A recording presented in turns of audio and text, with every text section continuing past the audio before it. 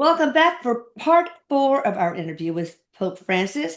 Denise Ramon is our channeler today, channeling not only him, but also my lovely son who's on the other side. I love you, Erik Medhus. Thank you, all you guys, for coming back. He says, and I love you, Mama. I Mm, love you so I much. know you do. All right, so thank you, Pope Francis, for joining us again for part four. You've been so patient with us. What was your greatest realization when you transitioned? These are all community questions.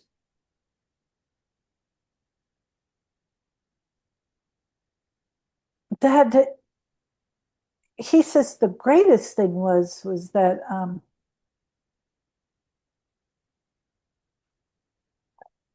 one of the things he said was the greatest things was he's shown me there's no age, you know. Nice. He really liked that a lot. One, there is no pain, so he must have been in some form of physical pain for a while for him to have said that. Illness. That's what I'm getting. And then he Yeah. says, um, he says it's just great to be back in love, Oh, and I feel like the energy of love, and yeah. the way he says it, it's there are no words to express the feeling of that. And he says, some of you have experienced some moments of that. And he says, even you have, Dr. Elisa, you have experienced some moments of that type of love. Yeah. And he says, because he's saying that your son has brought it to you. Yeah.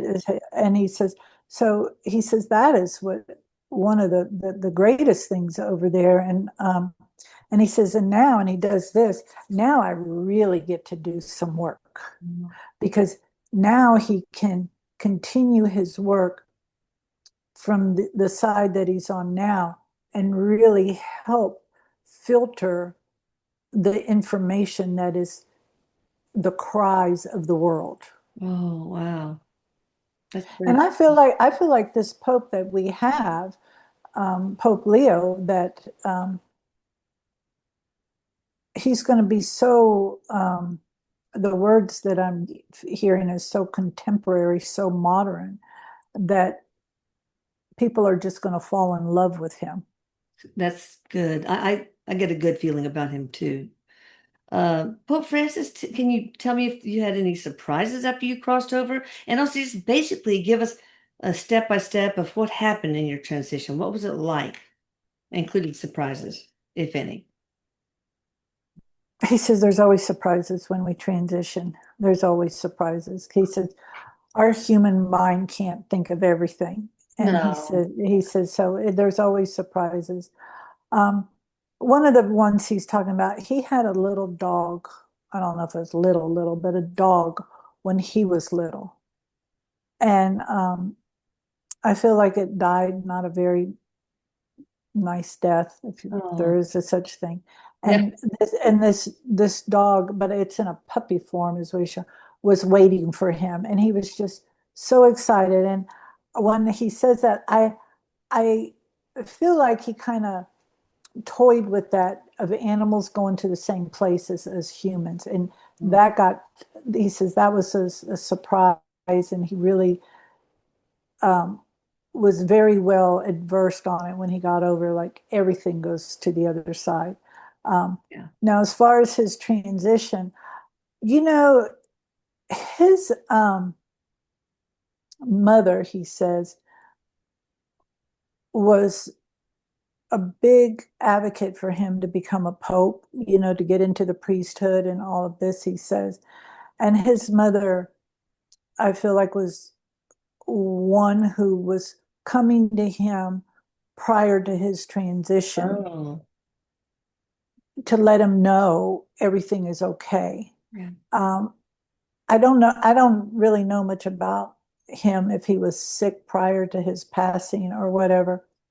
Yeah. Um, and he says, but he says he was still active though up until the time Yeah, he died. that's true. Okay. Wow. Okay. And but he says, but his mother would come to him and talk to him to let him know. And And he says, and this is, so it's like he knew that the time was coming to an end. Yeah. And he tells me he's the one that said, let me finish this and then I'll be ready to go. And so whatever he finished, then he transitioned. That's probably the Easter blessing or mass or whatever is Okay, reading. okay, So that yeah, okay. he said that I think the day before he passed away. Now, what did your transition? What was it like? Did you see a white light? Did you just step into another room? How would you describe it?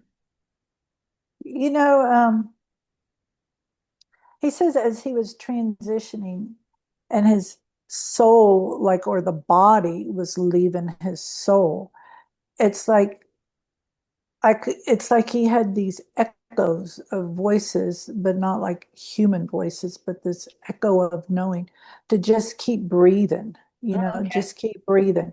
And as he would breathe, the humanness would fall away from him. And he said he wasn't scared, he was just a little concerned. But as more of the body would fall off of him, it's like he got into this,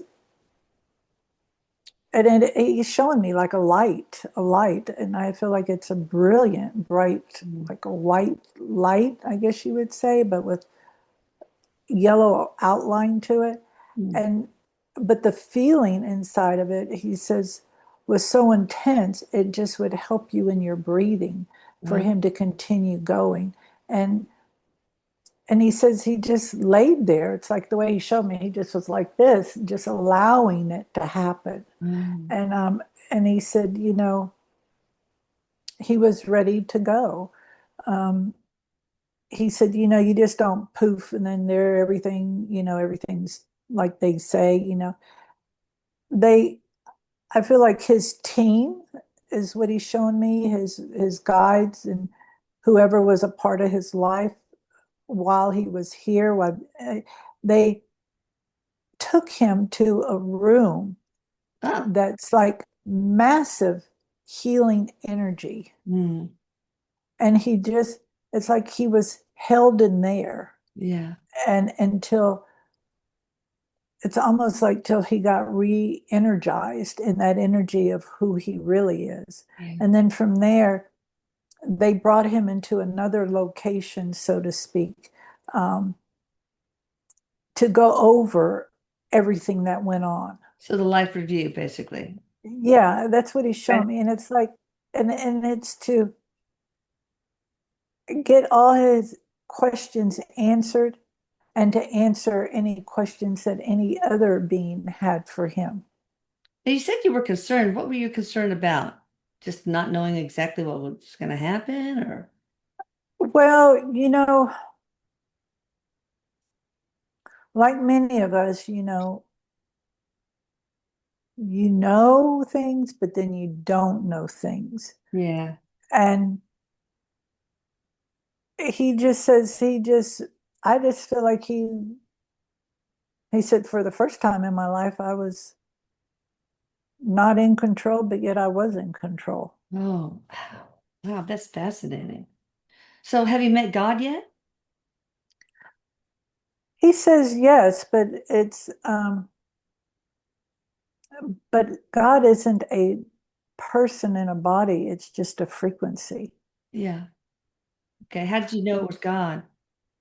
He says you can tell by the energy. Oh, And the way he shows me, it's not like you can get real close to it because it's so intense. yeah. And to get, he says some souls get closer than what he has, but I feel like he um, isn't in preparation, as he says, for that.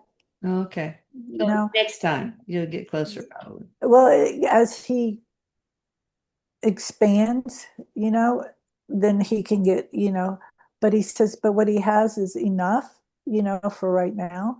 Um, Yeah. but he also says that he could still see how he had some thoughts or beliefs that were twisted, like Okay. not correct. Okay. Yeah. I'm sure all of us go through that. Have you ever sinned in the way that we describe it in the Catholic Church? He says, of course. Okay. Humans, All right. I would like to know if you met Jesus yet, and then what he said to you, if anything. Did he thank you for a fantastic job you did on earth? I mean, following his teachings. I mean, just basically tell us if you have met for one, and if so, how did that meeting go? How did that powwow go? Well, he did meet Jesus, and what he says was, um, Jesus kind of jokingly said, "You made that a little bit harder than what it had to be," and so I feel like his job as a pope and some other things made it a little bit harder than what it was supposed to be. Okay. Um, but he says it, of course, jokingly, and I feel like the way he said that, the way the Pope is talking to me, it's about the the strictness of the church, Okay. and he didn't have, like it didn't have to be that difficult. Um, but he says, he did meet Jesus and he did meet a lot of other followers before Jesus. But I don't feel like it's like where you and I are sitting and talking. I feel like it's more of a frequency he got in touch Okay. with. Oh, I see. Okay. Yeah, that's what I You get can from him. visually see the mirage of the image of Jesus. You know, I don't, and I feel like it's because of where he isn't yet. Yeah, because it has to be a frequency match, I suppose. Yeah, yeah. Right, that makes sense. Now it says, does hell really exist like the Bible says it does? Now we've established that you eventually, in your life as a pope, just proclaimed that there was no hell. Yes or no? There is no hell, he says. There Okay. is no hell. Okay. Also, the same question about the Dalai Lama, but we already asked that question. But basically, do you regret not meeting with the Dalai Lama before you passed? We didn't ask that. Does he regret? I don't feel like he has really any regrets, like how we feel regret. Oh, okay. I just don't feel like he has that. No. Oh, yeah, okay. Will you please don't shoot the messenger, people? Help President Trump from the other side to continue to root out corruption and bring us all closer to world peace. Well, will you help him in any way? Let's put it that way. He says, he kind of laughs. He says chuckle. He likes the word chuckle. He says there are, um, first of all, he says he doesn't want to bring political stuff into his show, is what he No, said. no. But he says everybody's working to help everybody. Okay, good. Good diplomatic answer. Were your beliefs on Earth fairly close to what you found to be true once you returned home? Or were there a lot of differences? Like were 80% of them right on? 90%, 70%? I feel like there were some that were as close as a human can get to him. But I also feel from him that there was, he didn't understand a lot, so therefore it was different, because he says our minds try to make sense out of everything. And I just feel like there were differences, there just Yeah, was differences. And imagine. yeah, he said there were differences, and he's still um, seeing, going through the differences. All right. All right. Since your transition, have you learned anything about Jesus Christ and his story as depicted in Catholicism that surprised you? I guess that he wasn't really dead thing might be a big surprise, but anything else beside that? I mean, that he didn't die on the Uh, cross. right. Well, he was a very humbled individual, but yet very normal. He just was tapped into what he came here to do. And but he says, what was the question again? He's got me going around. Um, was there anything about Jesus Christ and his story as portrayed in Catholicism that actually ended up being different and surprised you? Well, yeah, yeah, because he's showing me how. I just feel like he shows me they had a a bowl of clear water, and Hmm. somebody threw mud into it, Oh, trying to tell you that it was clear water. hmm. And I just, the way he says the whole stories about him, there is some truth in the stories, but somebody went in there and rewrote the chapter to make it more interesting and more into a more to he says more interesting, more to grab people's attention and stuff, because they found that if you scare people, they don't run away. Yeah. So they rewrote things, it's like a mother or a father scaring their child about crossing the street, they Oh, usually yeah. won't. He says Or go he to says a sleep lot and of, the boogeyman will get you. yeah, Yeah. yeah. Okay. I just feel like he I feel a lot of sadness from him because we discolored this being into being something that it wasn't. And Yeah, and he's I feel like, human. He was a human, yeah, right? yeah, but he was a highly evolved being, is what he's Yeah. saying. But what we twisted the stories around to be of what he was saying Oh, is okay. what he says is sad, because Jesus was nothing but love. So Jesus would never implement anything that steered away from that. Right. Exactly. Mm. You want to describe another life that influenced your one as Pope Francis? You know,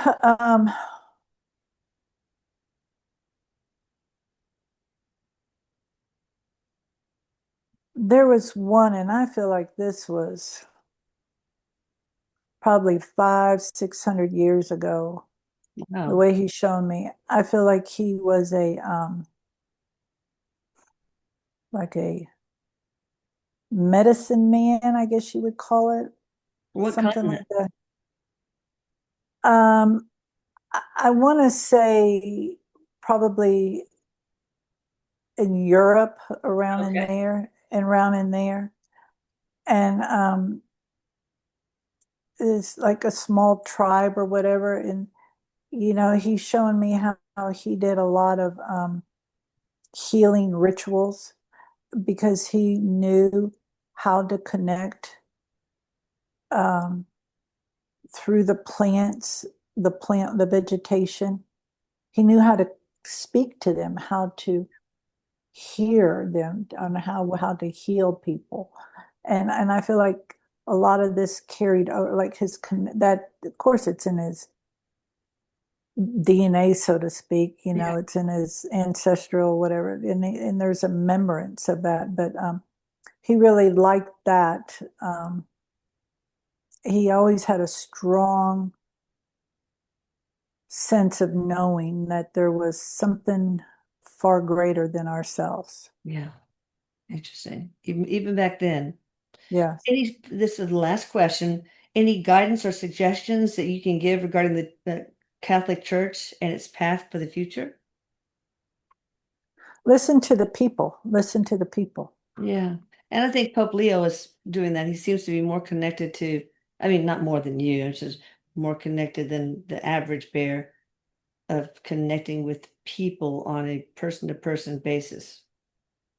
Yeah, well, he said more than me too, though. He says because he got to see where the breaks were. So Mm. he's not having to repeat because he saw where the breaks are. So yes, he is. But one thing he wanted me to go back about, when I said about 500 years ago, he had a connection to the galactic. Oh, interesting. Yeah, is what he's showing me. Like Oh. that's how he knew to connect, and that he had a direct connection to the galactic part. And that's why you were able to connect, even if it was unbeknownst to you with the Anunnaki or galactic beings in this life.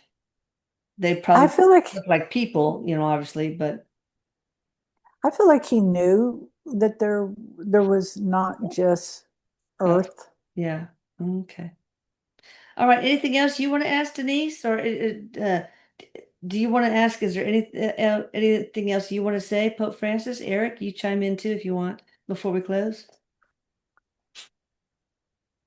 Um, you know, I don't have anything to ask because I converted over to being Catholic when I was 23, 24, Hmm. because they got to eat donuts on Sunday and I wasn't allowed to have donuts. So that's why I wanted to be Catholic when I was little. And anyway, and I'm not a practicing Catholic, but I do pick some things from it. Of course.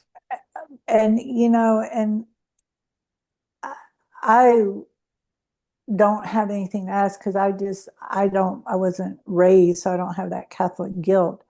But Erik is asking him, is he doing anything to help unravel the threads that are trying to tie real tight to keep that going? Yeah. Because the church isn't as strong as it used to be. And he's wondering, is he going to help with unraveling those knots and Yeah. that those threads? And he said he definitely is. He said his work isn't done. If anything, he says his work has now just begun because now he doesn't have any restrictions. And he's showing me his hands aren't tied. Good. Um, and he can hear very good. He can see, but he's able to do more. And he's answering Erik like, yes, doing. He is working on that. He says Well, we to help thank you for that. untangle them. There's hope yet. Thank you so much, Pope Francis. Thank you, Denise. You guys check her out. She's in the description box. You've seen her flash her name and information on the screen. And like Pope Francis from 600 years ago, she's also a healer, not just a medium. So check out her site, deniseramon.com. And thank you, Eric. Thank you, Pope Francis. Y'all hit the subscribe button, please, and the thumbs up. Yes, thank you. All right, thank you. Bye. Thanks. Love you all. Big hugs to you, Lisa. Take care. Yeah.